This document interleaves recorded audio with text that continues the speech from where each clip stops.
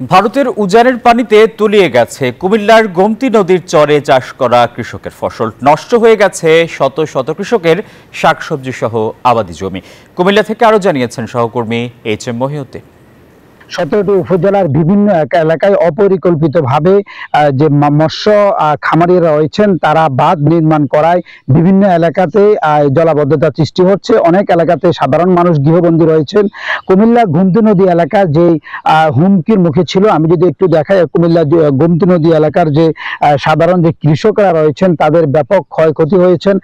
তারা আসলে এই গোমতী নদীর পাড়ে কিন্তু তাদের এই ফসল তারা উৎপাদিত করে তারা জীবিকা নির্বাহ করছেন। তবে এই গোমতীর যে পানি বন্যা সৃষ্টি হয়েছিল, সেই বন্যার পানি ধীরে ধীরে কমতে শুরু করেছে, যার কারণে এখন ফসলাদির যে বীজতলা রয়েছে সেই বীজতলা অনেক ক্ষয়ক্ষতি হয়েছে।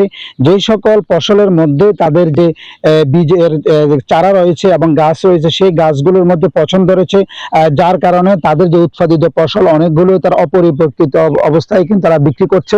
এই ফসল কিন্তু তাদের ব্যাপক ক্ষয়ক্ষতি হয়েছে। কুমিল্লার বন্যার পরিস্থিতি যদি আমি এক কথায় বলি, কুমিল্লার এই মুহূর্তে কোনো ঝুঁকিপূর্ণ বন্যার পরিস্থিতি নেই। তবে সাধারণ মানুষ এই বন্যার উজানের পানির কবলে পড়ে যে শত শত কৃষক এখানে তারা ব্যাপক ক্ষয়ক্ষতি হয়েছে। বান্ডেল থাকলে প্রতি সেনমানিতে টাকা বাঁচবে।